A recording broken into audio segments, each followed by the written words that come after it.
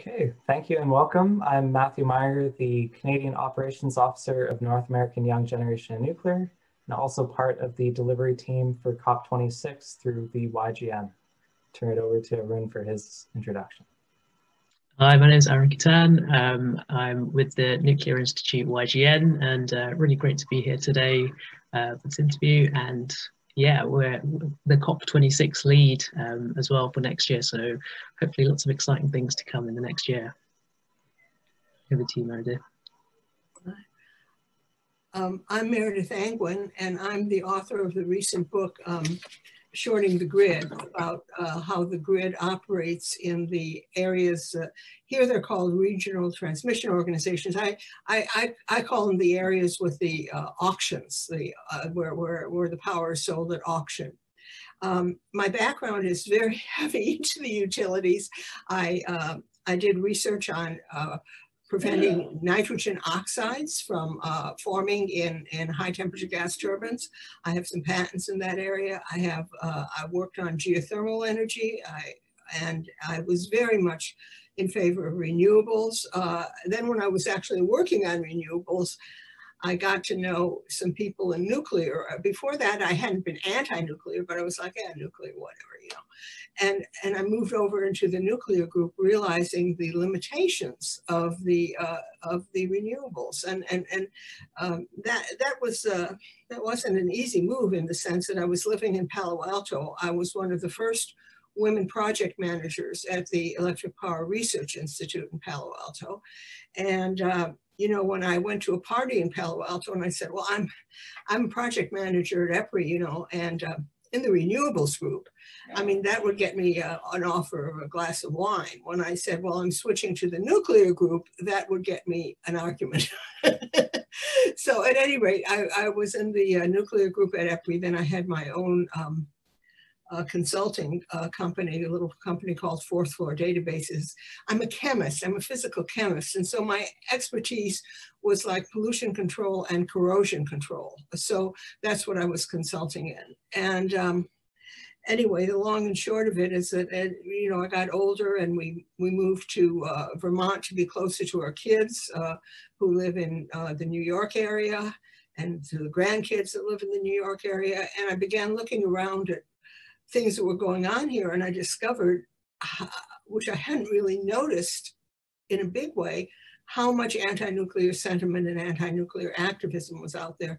So I became very interested in defending nuclear. I mean, I changed from renewables to nuclear back in the day, and I was like, well, I just have to help people understand that nuclear is so important. Anyway, the long and short of it is I began trying to understand nuclear.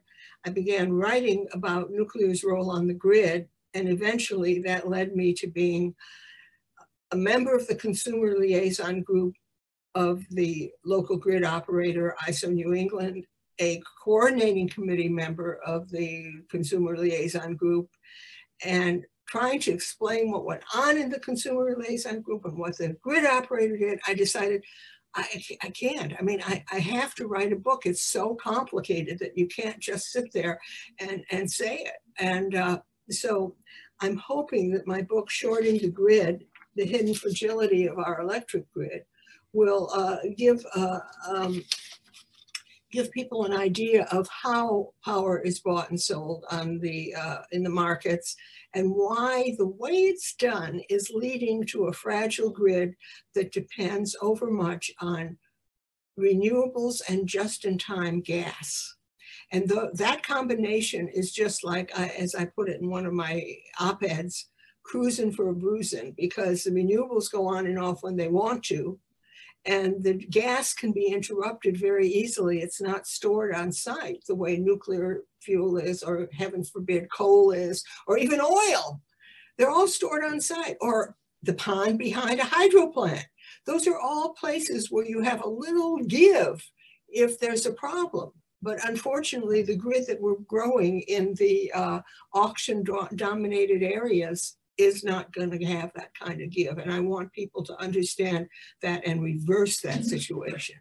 So I think I've talked enough about it. You guys, thank you for having me come to the show.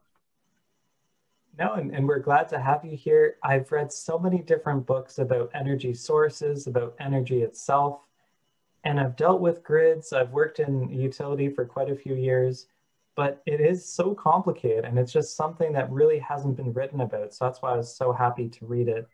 So for our audience out there that maybe isn't as familiar with the grid dynamics, some of the complexities, could you give a brief overview of how power gets from the utility to the consumer, and share some findings of the difference between an RTO and a regulated area, because that's not something people even are aware of, the differences across the country there. Yes, well, that's one of the problems, that people aren't aware of it. I mean, most people I talk to have no idea that they're in an RTO area. And I say I'm in the consumer liaison group of our RTO, ISO New England, and they go, oh, really? Interesting. Anyway, okay. So to get electricity to a consumer, you first have to generate the electricity, transport the electricity, and then the consumer has to receive it. Basically, transporting, if it's a solar panel on your roof, transporting is basically putting it through an inverter and feeding it to your house. But if it isn't really quite as simple as that. Because you're also, if you have excess, you're feeding into the grid and so forth. So I would say that basically you generate the power, transport the power, and the end user receives the power. That's what I call the physical grid. And why do I call it the physical grid? Because most of the things that are written about the grid, they act like they're writing about the physical grid, but they're actually writing about what I call the policy grid. That is how electricity is paid for, how rules are made about electricity. So for example, when Vermont Yankee was at one point, the Vermont utilities, led by political things, decided they weren't renewing their contract with Vermont Yankee. And so people were saying, we should shut it down. We're not using its power. And I'm like, no, no, no. The power is going right on the grid, just like it always did. What has changed is that you're not sending a check to them. You're sending a check to the grid operator for all kinds of power that has gone on the grid in this area. So the thing is, the policy grid is a different thing. And very many things that are written about the grid don't even acknowledge the physical grid very much. As I say, we're not using Vermont Yankee power. Well, as long as it's going on the grid, we're using it. So at any rate, we're just not paying for it. Anyhow, just to clarify, because we've got some international listeners, Vermont Yankee is a nuclear plant. It was a nuclear plant in Vermont, and it made 70% of the power that was made in Vermont. The rest of the power that was made in Vermont, it's a hilly area, and the rest of the power that was made within the state of Vermont was generally with hydro plants and two biomass plants. You know, it's a hilly area with a lot of forests. And so, but most of the power that was made in Vermont was Vermont Yankee. And so when people would go around and say, well, we're not using it anymore while it was still running, I felt like batting my head against the wall. No, of course, we're using it. That's 70% of the power that's made in the state. So anyway, sorry, I get very carried away because I really was very, very unhappy when Vermont Yankee closed down. I mean, I just have to tell you, I knew people who worked there. It was making all this clean power for the state, and there were all these people just enraged about it. It was its existence, and it was really a painful sort of thing to go through. Yeah, anyway, that's really so I guess yeah. I need to go on to your next part of your question, which is the difference between the RTOs and the other utilities, so about the auctions and the other utilities. Now, remember I said there was a generator and then there was transmission and then it went to your power to your house. Well, in the old manner of doing things, integrated utilities, the same utility that delivered the power to your house was also owned or bought power from the generators. If it was a big utility, it owned the generators. If it was a small utility, it might buy the power from the generators. But it set it up to obtain the power and to make sure that it went to your house. And that same utility was in charge of, if a line goes down near your house, fixing it, billing you. If you lose a job and you have to go to the utility and say, I have to have a new payment method for my electricity bill, they were in charge of that. Now, in the RTO areas, there was this idea that if we just had markets here instead of this vertically integrated utility that owns everything, then things would be cheaper. So what they did was they have a utility that's in charge of, oh, thank you. These are the RTO areas, regional transmission organizations in North America. And you see Alberta and Ontario have them. And then around the United States, we're in New England ISO there. And then around the United States, there are several others. I just want to point out that although the story is that they're regional transmission organizations and they were set up partially to organize transmission and transmission payments, you notice that the Southwest Power Pool has a little island up there in North Dakota, and that PJM actually runs Chicago. I mean, they're not really all that regional anymore. They're mostly regional, I would have to say. So at any rate, in these areas, merchant generators own the power plant. That is, I'm a person or I'm a company and I own the power plant, and maybe Entergy or maybe Exelon, it owns the power plant. It doesn't own the distribution areas, lines. It doesn't bill you, your local utility bills you. So the local utility buys the power from the generating plant, and it delivers it to your house. Now, one of the problems with this whole thing is the buck never stops anywhere. In the old days, the utility owned the whole shebang. And so if your power went out, you knew exactly who to ask about it.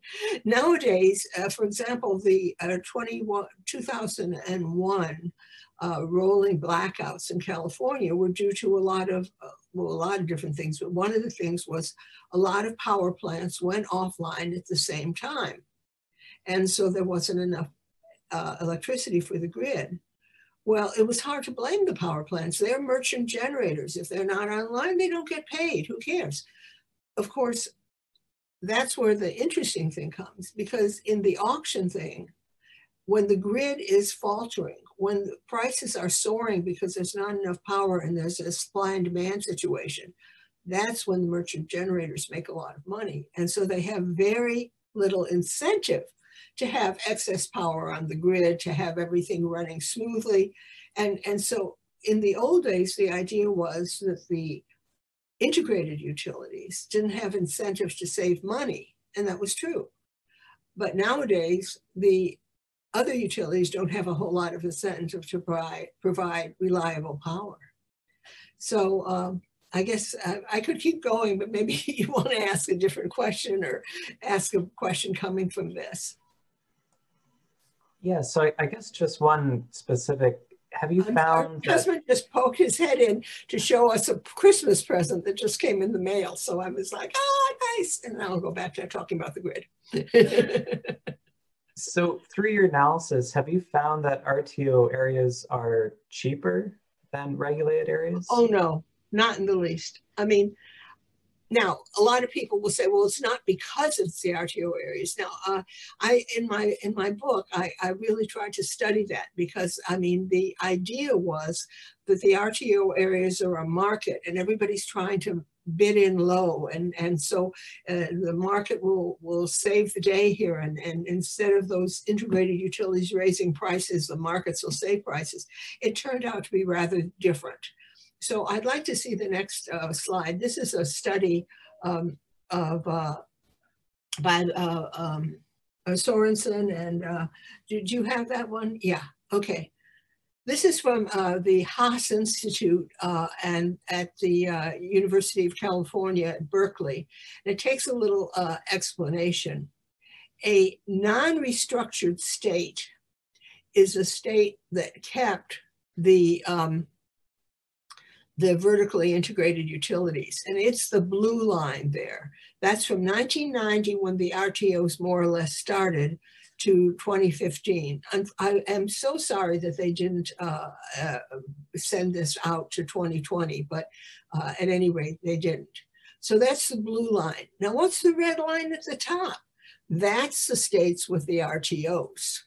So you see there's a difference there. And the little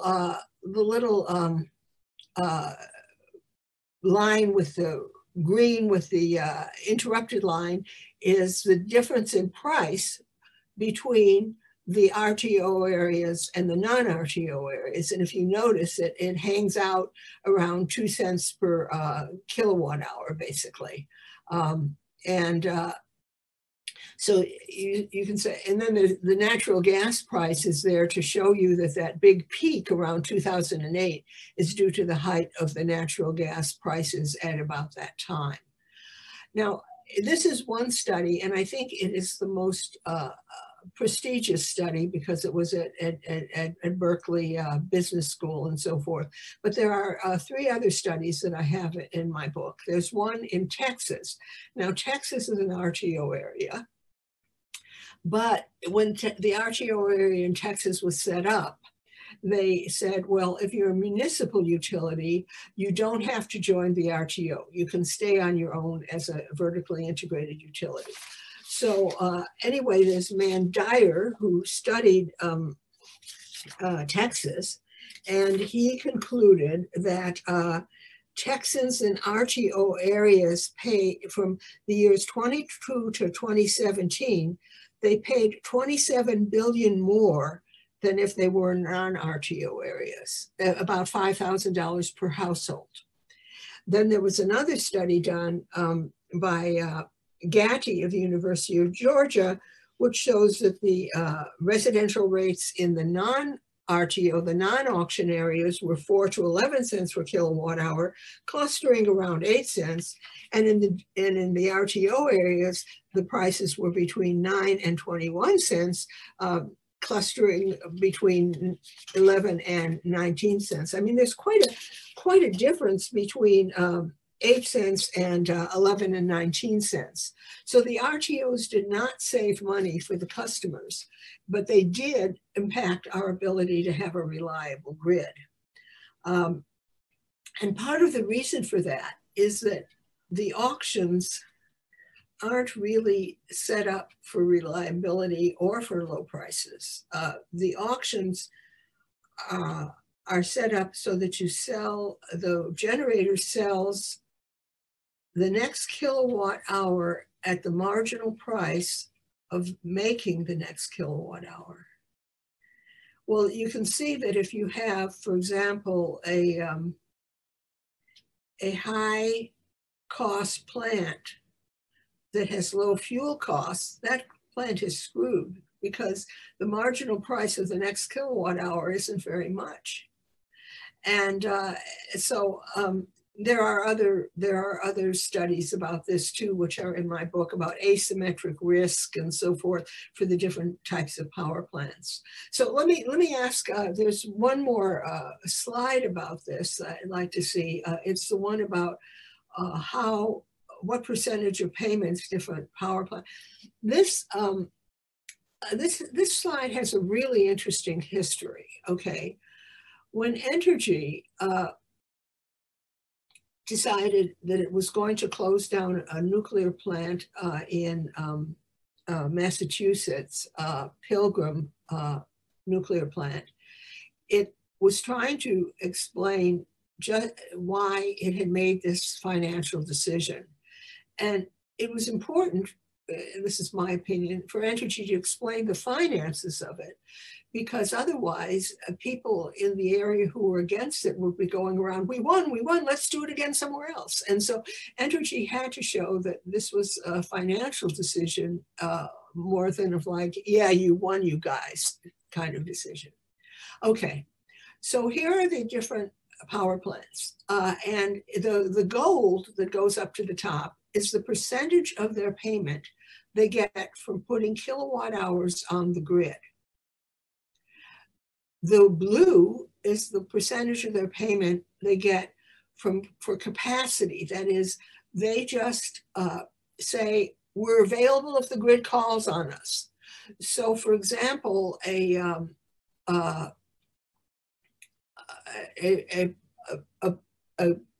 gas-fired plant that is called on only part of the time would get a higher percentage of its payments from capacity, as you see, than from putting kilowatt hours on the grid. So we can look at, for example, look over to the right, NG oil gas turbine. Those are plants that are used as peakers. And you see that they get almost none of their payments from putting kilowatt hours in the grid. They mostly get it from capacity payments and from ancillary services. I don't want to get into that, but that's the ability to be ready when they need to be ready. What used to be called spinning reserve mostly. And then the last one is a wind turbine. And if you notice that it gets almost half, it doesn't get much for capacity payments, but it gets almost half of its payments from outside of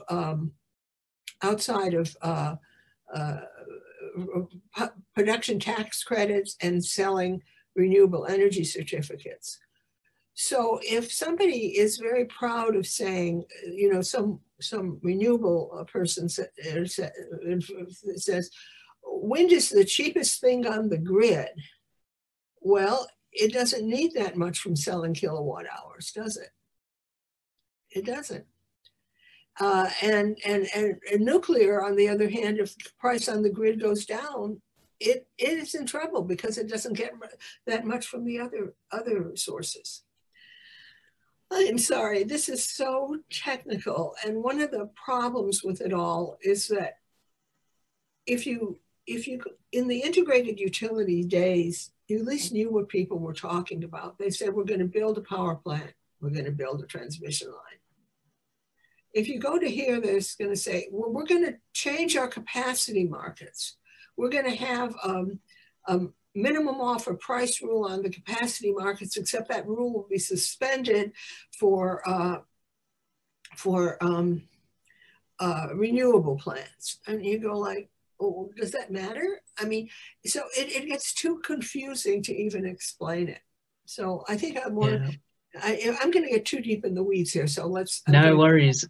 What? It's really interesting to hear, and all the kind of synergies between them. And it kind of leads on to the next question I was going to ask around the relationship between natural gas, renewables, and storage. And I think you've touched on that a little bit with that graph, because yeah, natural gas, the costs going into just being available, the capacity and ancillary services around it. So yeah, I mean, could you touch a little bit more on that relationship, and especially the storage aspect? And I mean, for example, are there enough resources for batteries, and what are the other challenges around storage? Well, no, in terms of resources for batteries, I have a quote in my book. A man, Rupuma Holtra, he wrote a book called A Cubic Mile of Oil, trying to put things into low numbers instead of, you know, trillions of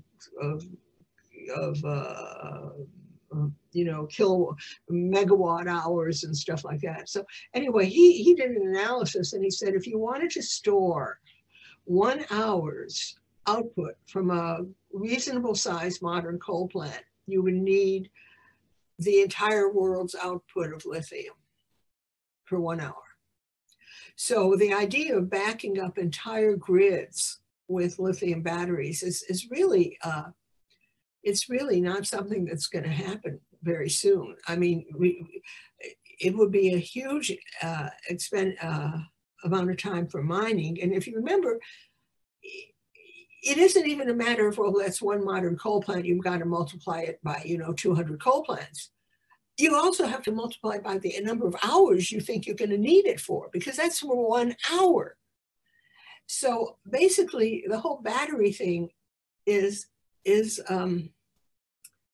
well, in my book, I'm very gentle with it. I say it's oversold. And the reason it's oversold is they can be helpful. And for example, if a wind turbine goes offline very quickly, then a battery or a gas plant is the fastest thing to come on. I mean, there's no question that a battery or a single turbine gas plant is the fastest to come up to speed on a grid. Or actually, hydro plants can do that too. The trouble is, I'm thinking about the hydro plant near here. People really don't like it when hydro plants go online really quickly. There's a lot of erosion on downstream and so forth, and not like, oh, zero to full in 20 seconds, we can do it. I mean, I don't know if they can do it in 20 seconds, but what I'm trying to say is the people downstream don't like it. So the gas plants and batteries can back up renewables. But when it comes right down to a gas plant is what the renewable needs. The renewable needs a gas plant. And was a big study, oh, I'm sorry, it's in my book. It's by National Bureau of Economic Research. Anyway, the idea is that if you have 1 megawatt of wind or solar on the grid, you need 1.1 megawatts of fast-acting resource, that is gas plant or a battery. And it's going to be mostly a gas plant to back that up. That's what I think it's a really important point, isn't it? Because you have a lot of like pro wind and solar people that don't maybe necessarily recognize the complexity to it all and the real world kind of what you actually need on the ground. For every megawatt of renewables that you have, you actually need more gas to kind of back it up, and ultimately that is the implications of it. And then there's the whole mining side of it too, which we haven't really touched on, but there are a lot of implications that are brushed over. There are huge implications, and Rod Adams is a nuclear blogger, and he keeps trying to find what he calls the smoking guns of where fossil plants provide money to renewable advocates, because if the renewable advocates can take out the nuclear plants and the coal plants, then natural gas and oil, they have a free, because they're the ones that can back up. They're the ones that could come up fast. And it sometimes very much annoys me that people say we don't need those old baseload plants anymore. Well, actually, baseload is still a huge portion. I mean, in other words, baseload is what electricity has to be there all the time, even at 2 in the morning. And it's a large portion of the electricity. It's half or more. And then the daily, people turn on their TVs, or people turn on their computers, or they cook with an electric range. Those get on top of the base load. And I get really tired of people saying that they don't need base load anymore, because I think if you think everything's going to shut off at night, I'd like to say that as a woman who lives in very cold country, I don't want my thermostat to stop working at night. Sorry about that. And if I had a heat pump, which is, we're going to get rid of fossil, we're going to electrify the grid, you're not going to have a thermostat anymore for your furnace, you're going to have heat pump. Well, boy, I really don't want that to stop working, right? Because that's all electricity. That isn't even just controlled by electricity. So, I mean, when people begin telling me about how baseload is going to go away, I mean, like, I made an analogy in the book where people say, well, what we need is something that'll be flexible enough to back up a wind turbine. So that turns out to be gas, battery, or hydro. okay? Because when wind turbine goes off quickly, then something has to come up quickly. But to say, well, that means we don't need any baseload, that is the equivalent of saying we don't need trucks on the road. Trucks are big and they're not very flexible. They can't accelerate fast.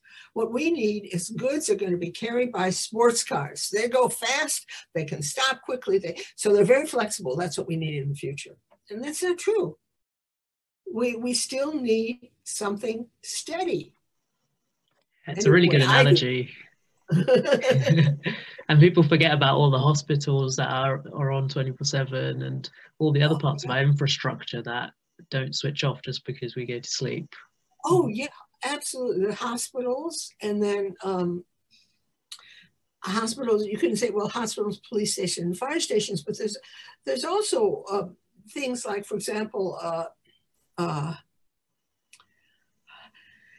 gas pipelines. You say they have compressors, you know.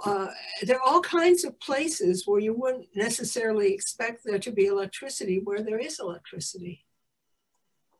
I think that's such a good point as well, especially now with the electrification increasing. You know, if people start to have electric cars, those are going to charge overnight. So we're actually starting to change the dynamics of the grid where we actually need more baseload going forward. And so I guess one question I had is, do we have evidence of what happens when a nuclear plant shuts down? We've seen this in California. We've seen this all across America. We've seen this in Germany.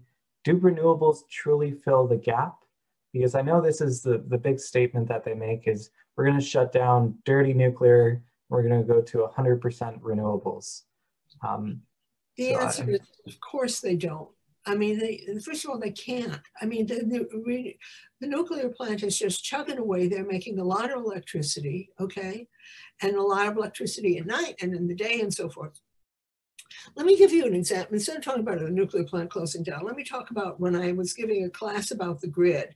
And the CEO, Christine Halquist of Vermont Electric Cooperative, one of the oldest utilities in Vermont, back from the rural electrification days. She was giving a class. She says, you know, I've got a lot of solar on my system, but I can't get rid of any of the regular plants because when the solar isn't there, I need them. So that's what it boils down to. Now, the other thing is that if you don't like, if you say, oh, well, that's anecdotal about a little thing. Well, okay, we look at the ISO New England grid, and when people were marching, shut down Vermont Yankee, you know, we got to get renewables on. You know, one part of me says, so build the renewables. You don't have to shut down this plant to build a renewable. No reason not to. Just, you know, build it. But when the Vermont Yankee was shut down, it was replaced kilowatt hour for kilowatt hour by gas. I mean, over a period of time, because things have been slow since 2008. Let's be honest about it. The amount of anything on the grid has diminished some, but the first year afterwards, it was, you know, did Vermont Yankee make a kilowatt hour? Well, a gas plant's making it now. I mean, you could see it. I was blogging about Vermont Yankee at that point, and I had many blog posts comparing before and after kilowatt hours on the grid, because our grid operator does put that information out there very nicely. So anyway. Yeah, well, this is a lovely thing. I like it. Yeah, it's a great tool, isn't it? The yeah, electricity map.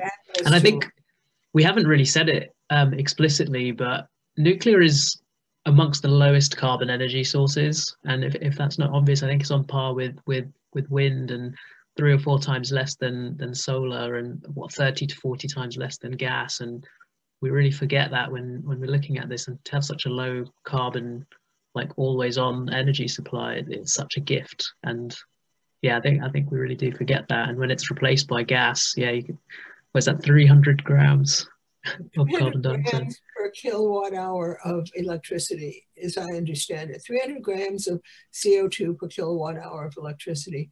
One of the things about this is that those grams are invisible. When I visited the Merrimack coal station, local coal station, not a very big one, 400 megawatts as I recall, they get deliveries by barge and they get deliveries by rail of coal. And when they were running full out, they got 40 100-ton cars, rail cars of coal each day. And you can see the cars, and then, you can see how they invert them to get them going, to pulverize them and get them into the system. And anyway, what I'm saying is that you see the coal, but you understand that the coal is atomic weight of 12, and as I recall it, CO2 is 48 or so. What I'm trying to say is that the coal weighs about the carbon dioxide that's produced weighs about 3 times as much as coal. So if you were carrying carbon dioxide in coal cars, there would be 120 of them, but you're not carrying it in coal car. It's invisible. So somebody says to you, oh, it's making carbon dioxide. Oh, that's bad for the environment. It is bad, but what I'm trying to say is people don't really have a visceral idea of what it is to have that much because it's a gas and they can't see it. Yeah, and I guess just to look at some other grids around here. So we have Ontario, which is primarily nuclear. It's usually quite a bit cleaner than this, but right now you can see we have quite a bit of nuclear, hydro, and natural gas. Now, if we go to somewhere like California, they're predominantly natural gas right now. They're shutting down their nuclear as well. If we look at Germany right now, they're coal, biomass, some wind, but again, natural gas. Whereas if we look at some of the cleaner grids, such as France, which is predominantly nuclear, you can see that wind, hydro, and solar are there as well with gas. But again, the backbone, the base load, instead of it being coal, it's nuclear as well. Sweden is similar, hydro, nuclear. Whereas if we see a nation such as Poland, it's predominantly coal, quite a bit higher carbon intensity. If we go down to Australia as well. So again, this is just a great way for people to see the grid operators and the actual impact of what actually makes the difference live scale to carbon emissions. Yeah, one of the things about this that I think is so good is that there's so many scenarios. People are always coming up with scenarios, how we can get to 100% renewable, how we can get to a low carbon grid. And instead of a scenario, I think people should spend a little time with this, seeing what actually worked. And basically what worked is nuclear and hydro. I mean, Germany has invested immense amounts in wind turbines and solar. And Germany isn't doing as well as France, and so I just feel like we need some grounding in what works and reality rather than just a scenario of how we could do it if we could. This is the thing that really bothers me, because the evidence is there. We know what works and what doesn't, and yet we kind of almost live in these fairy tale worlds about what we need to do and what we could do, but we already know what we need to do. Right. That's right. But, so it's really challenging to how we change that narrative. Sorry, go on. I know, it is very challenging because to some extent, could is a dangerous word, but it's also a hopeful word. We could do this, we could do that. And if you say, well, people who've tried that haven't had such good luck. What has worked, look at this, look at what's actually worked for countries or areas.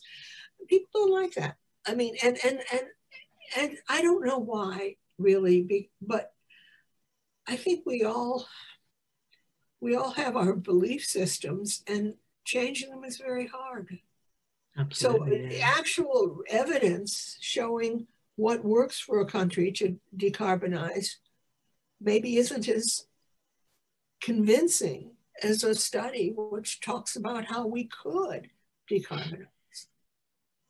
Yeah, and that kind of brings us nicely onto one of our final questions. So Matt and I both mentioned we're working on we're doing a lot of work in the background actually towards COP26 next year.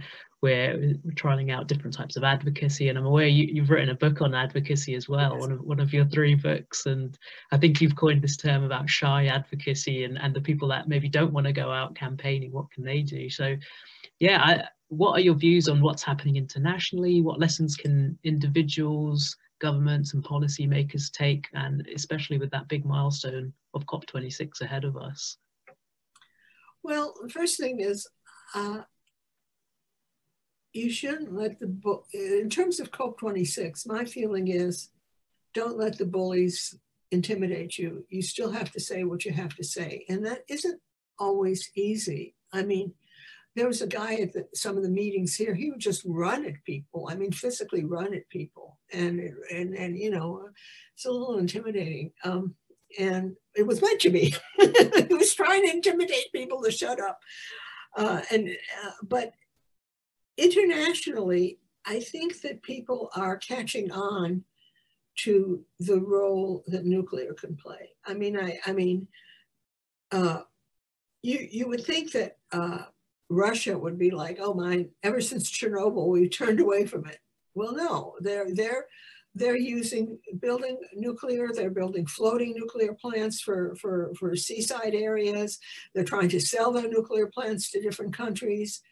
And, you know, that's a reasonable thing to do. Poland is going to be building nuclear plant. Poland is, you know, Poland has always been coal mines. That's Poland. And now they're like, well, you know, we're kind of tired of the pollution with the coal mines. And I think internationally, people are moving to nuclear, or even the Arab states. I mean, you know, they're opening nuclear plants in the Arab states. And I think that is really the reasonable way to decarbonize, because I was reading something from Mexico the other day in Reuters, and one of the officials in Mexico said, we are a poor country. We don't have money for all these renewables. We can't afford all these renewables. And so, you know, they have a lot of fossils, so they may be burning fossil instead of renewables. But every now and again, somebody comes and he says, don't you understand, some of our people don't have enough to eat. We are not going to invest in extra special ways of making electricity to make somebody else feel better about the world. I mean, and of course, I'm a great Hans Rosling fan, and his understanding of who uses energy and who needs to use energy. And I'm sorry to say that America is falling behind. We have really ingenious and smart engineers designing small reactors, but I don't know if we're ever going to get them through the NRC, no matter what the NRC says. Oh, we've got a new system. I mean, I don't have any trust that they will do that. And so I think when you get right down to it, I think in Canada, you guys have got it, because you have a regulatory system which has had a beautiful record in terms of, you know, very safe plants, relatively inexpensive power and stuff like that. And you don't just say, well, the only thing we know how to do is the light water reactors. You've done all kinds. And I think that when you get right down to it, Canada is going to be one of the leaders of developing and licensing, and people will be going to Korea and to Russia and to Canada. As an American, this doesn't make me madly happy. As an American pro-nuclear person who moved to nuclear from renewables, this doesn't make me happy. I mean, I'm happy for Canada. Go Canada! Well, what a perfect time to say that, because today is actually the launch of the Small Modular Reactor Action Plan. So our government in actually an hour from now is going to officially launch that. And yeah, our government's taken a big leadership role here, working with the regulator, working with the supply chain. And really that's where I see kind of the next phase of helping developing nations, helping women, helping those in energy poverty, and helping the isolated communities as well. If you can have a smaller reactor that can load follow, that can be built in mining communities, in remote communities as well, I really see that as being kind of the next phase of nuclear going forward to really address the next step, as well as this, especially the modular design. A developing nation could start with one, add extra as the community develops, as they get more confidence in that. So yeah, I'm very hopeful, especially in Canada here. Yeah, I'm particularly envious of everything going out there. I think the UK government's recently announced fairly large plans for the journey to net zero and the release of its 6th carbon budget. And I think nuclear features relatively heavy, but we're still a little bit slow, I think. We're not as committed and not showing huge amounts of leadership to committing lots of new nuclear. But if Meredith, you had anything, if you had some great policymakers in front of you, would you have a message for them? And we've had various studies come out in the last year from groups like the New Nuclear Watch Institute talking about system costs and trying to get into government and policymakers. But is there anything specific you'd say? Well, I think that I would like policymakers to realize how essential nuclear is, and that it's not something to play with. It's not something to say, well, the RTOs may be a little more expensive, they may be a little more fragile, well, whatever, you know, we're still doing great. And the answer is no, fragile is not acceptable, okay? I mean, fragile is just not acceptable. I mean, it's not how life needs to be run, because it's very dangerous. And it's dangerous both from the point of view of, essential services not being there. It's also dangerous, like, for example, when I was in California when we were having the rolling blackouts in 2001. And one of the things about it was that the grid would not tell you where they were going to be. And the reason the grid would not tell, it was just the power would go off. Okay, power, no power, go back on in about an hour. Why did they do that? They did that because they felt that announcing that there was going to be no power to a certain area would be a way to attract criminals to that area. And that's probably true. So, I mean, the thing is that this whole fragility thing has to be thought through. I would encourage the policymakers to go to a more, of course, to nuclear, but even if not nuclear, to go to a more, a grid that is more in tune with what people need and more transparent to people.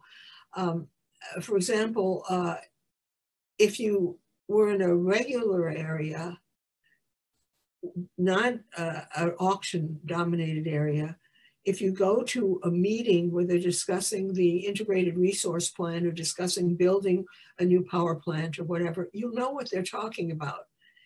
If in the auction areas, you can't even go to meetings. I mean, they're closed. And as a matter of fact, there was a big flap in our auction area about a reporter wanted to join one of the groups as a citizen, but he was a reporter. And the group, NEPOOL, appealed to FERC to keep him out.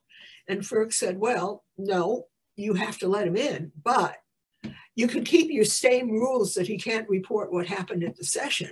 You still have that rule, but you've got to let him in as a reporter, as a person, because you can't discriminate, but you can still keep the rule that you don't get to tell what happened. And so we only hear, at the beginning, I thought that the reason I didn't understand some of the things that were being said when Pilgrim was shutting down, or when was that I just wasn't smart enough yet. And of course I wasn't, but the thing is that there's no particularly easy way to find out this stuff, because it isn't as I wrote in the book several times, there are no transparency laws on the grid. There's no law that says that how the decisions are made, when the decisions are made, has to be anything but announced, you know? And that's what happens. So I would say that we need a system that's more, well, frankly, more like Ontario's, where they set up an RTO, but then they began tweaking it. And now it's more like a hybrid system. It's sort of part RTO and part vertically integrated. And so reliable plants get paid and stay online.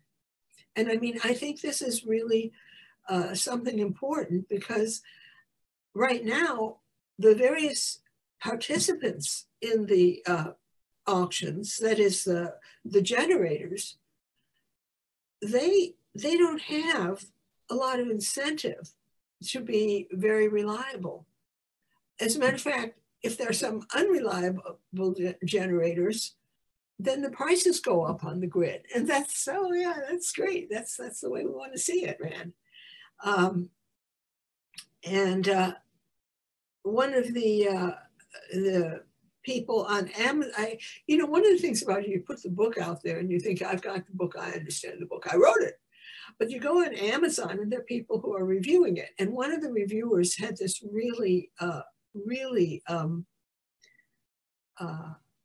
important insight that I wish I'd had. And he said, you know, the way electricity is bought and sold in the auctions is incredibly complex and very difficult to understand.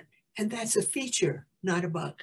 It's a feature for the people who are buying and selling electricity, because you can't trace them down. You can't say off with their heads. You can't say, we're voting you guys out of office. No, none of that can happen. The actual ratepayer has almost no power over what happens on the grid. And so I would say that if I was going to talk to a congressman, I would say, how about our state just gets out of this RTO and goes back to the old ways? Or, well, if our state stays in the RTO, we still have to take some of the power back for ourselves to make sure that we have a more reliable grid here. I mean, I guess that's what I would say to, but you know, again, there's a group in Vermont that wants to buy a copy of my book for all the legislatures in Vermont. And I'm delighted. But then there's this other guy who used to be a legislator. He said, you think they're going to read it? They're not going to read it. It's too long. It's too complicated. So we come right back to that the complexity is a feature to protect the vested interests. It's not a bug. It's a bug from the ratepayer's point of view, but it's not a bug from the point of view of a gas-fired plant. And by the way, I just also want to say, because this really is important to me, it's not that complicated. You can read it. It's really fun. Okay, done. It is complicated, but it is readable. That's what I was going to say.